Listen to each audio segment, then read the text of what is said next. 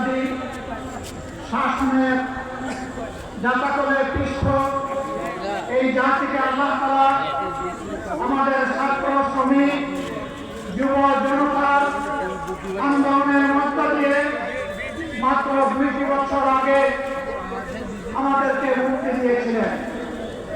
সেই সময় যে দলটি আমাদের মতোই মজলুম ছিল, নির্যাতিত ছিল, আজকে তারা ক্ষমতায় আছে। তারা তখন প্রত্যেকটি হত্যাকাণ্ডের বিচার দাবি করেছিল।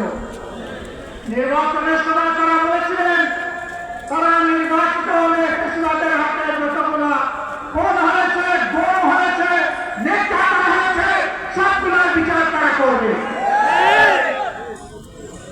ক্ষমতায় বসার পর এখন তাদের সুর পাল্টে গেছে।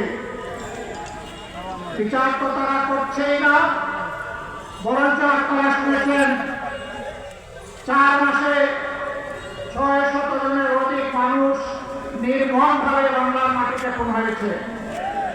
আরো দুঃখজনক, এই দলটি নিজেদের হাতে নিজেদের কর্মীদেরকেই খুন করেছে। যাদের নিজেদের কর্মীদের সম্পর্কে নিজেদেরই কোনো দায় এবং দরদ থাকে না, 20 কোটি মানুষের জন্য তাদের কি দায় এবং দরদ থাকবে? আমরা কোন লক্ষণ দেখতে পাচ্ছি না।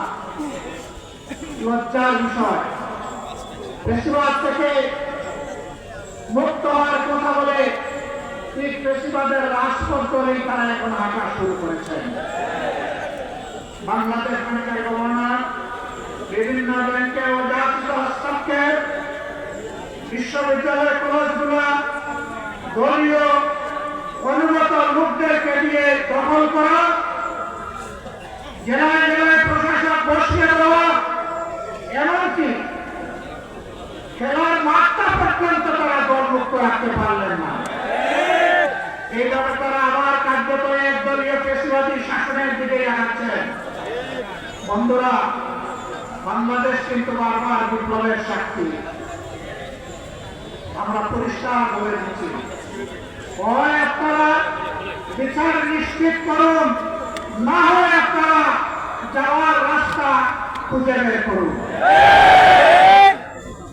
আপনারা যে পথে হাঁটছেন, সংসদে আমরা প্রত্যেকটি বিষয়ে সেখানে আমরা প্রতিবাদ করছি।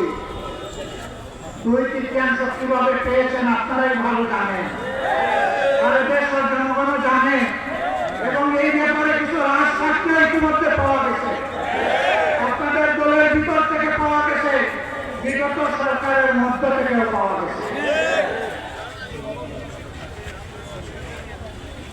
আমরা আপনাদেরকে বিনয়ের সাথে অনুরোধ করবো, মজলুম ছিলেন, জালেম হবেন না।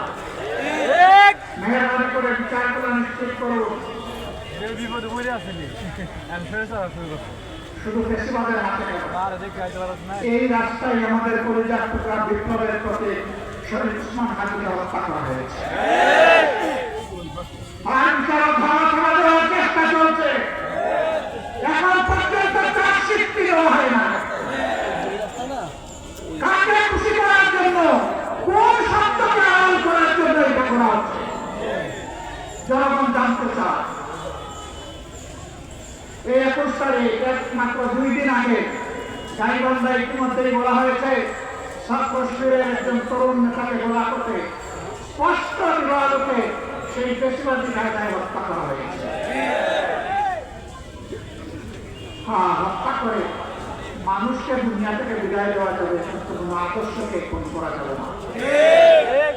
এদেশের মানুষের অন্তরে, কলিজায়, হৃদয়ে, মগজে সব জায়গায় বসে আছে রাসূলুল্লাহ সাল্লাল্লাহু আলাইহি ওয়াসাল্লামের আদর্শ।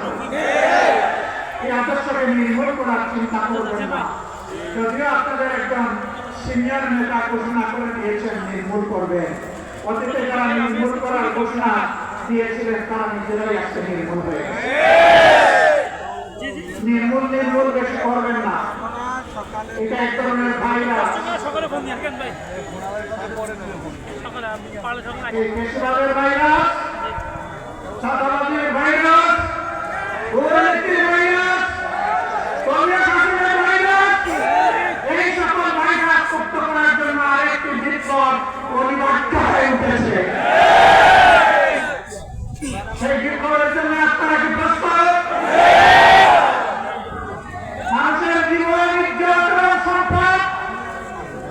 সীমানার জন্য আরেকবার কি জীবন দেওয়ার জন্য প্রস্তুত আছে?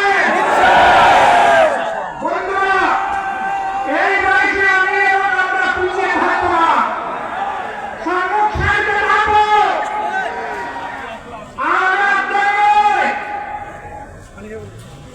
তবুও বাংলাদেশের দিকে কাউকে লাল চোখ দিয়ে টাকা ফেলে দেবো ইনশাআল্লাহ।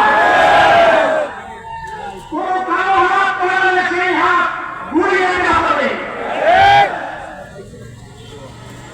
20 কোটি মানুষের 40 কোটি হাত এই দেশকে পাহারা দেবে ইনশাআল্লাহ।